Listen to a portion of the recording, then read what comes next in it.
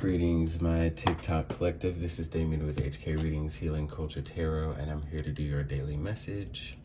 We're going to be pulling some Gypsies to Billow Oracle, and we've also got some Modern Witch Tarot. So let's go ahead and get into it.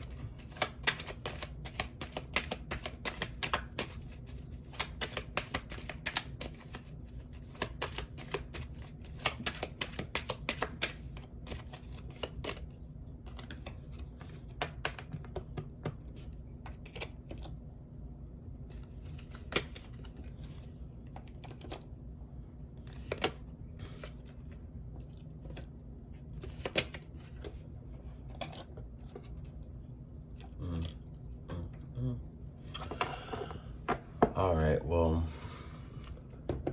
let's get the Lord card into the picture. The first message that I really got for you all is, for those of you who resonate with this being a time in your life right now where people are catching up to the things that you may have been saying in the past and realizing you were right about certain things, and those who are just having like a potential gloat show right now, be careful to not bring too much ego into it, because it's one thing when people begin to see that you're right. It's another thing, you know, when they start to listen to you because of what they've come to learn. And then there's a point where it's just like, okay, you were right, but now I see how you're acting, and it's just like you're kind of a dick. And I'm not saying that you are a dick, but the constancy card to the haughtiness card tends to lead to somebody who might have all of the right to feel the way that they feel, but might be going about it in a way that doesn't look so good.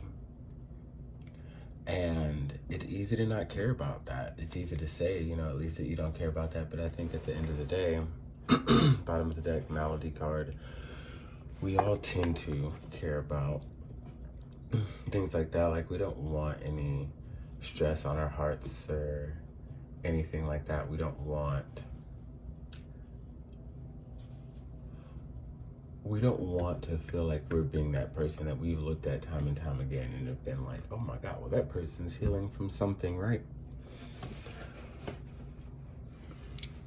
Just be careful. You might be very, very just, okay? Very, very just. But that doesn't mean that you have to go about it with a way that doesn't have couth or tact or class. I'm not saying that you're not classy or, you know, couth-filled or all of that, but, you know, we don't always operate out of our finest of energies, do we? Yeah. Now, though this could be related to anybody in your life, we're going to go to part 2. Now, though this could be related to anybody in your life, for many of you within the realm of multiplicities, this is definitely going to involve a love for you.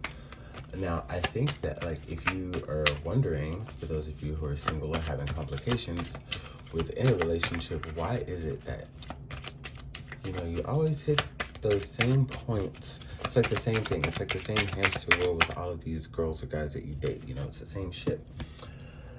And, you know, you wonder, you're like, man, what am I doing? I really feel as though you're turning down good offers. You're coming across to really good people and really good suitors and really good, you know, potential, just whatever, that you come across as not interested. You come across as unavailable, even if you totally are, and even if you're totally looking for love.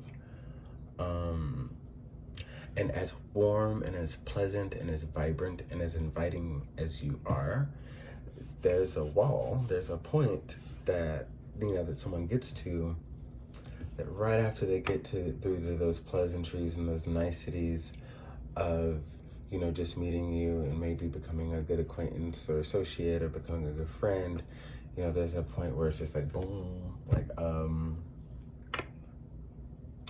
did you get a new phone? Because I just got who dissed. Like, I don't know what the fuck's going on. Like, and it's the thing. This is also giving the energy of someone who, now I'm talking about you.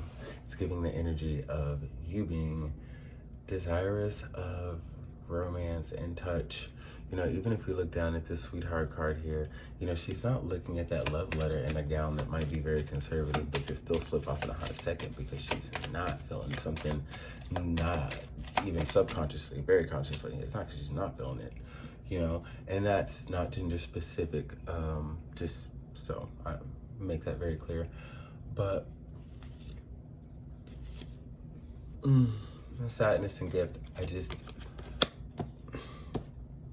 you're kind of blocking your own blessings on that one, collective. That's,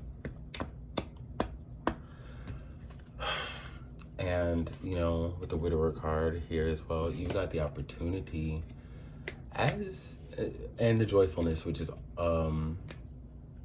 joyfulness and cheerfulness give me like double confirmation on like strong Three of Cups energy. Cheerfulness is there, and I just gotta say, like, there's just so much fun and liberation to be had. What you have the opportunity to do, which you've had many opportunities to do, and now you have another. I'm not. Sometimes I get readings that tell me like, okay, hey, this is your last chance. I'm not getting anything saying that you got to worry about, you know, spirit saying you're burning new bridges or anything. But you do have another opportunity, nonetheless. Part 3.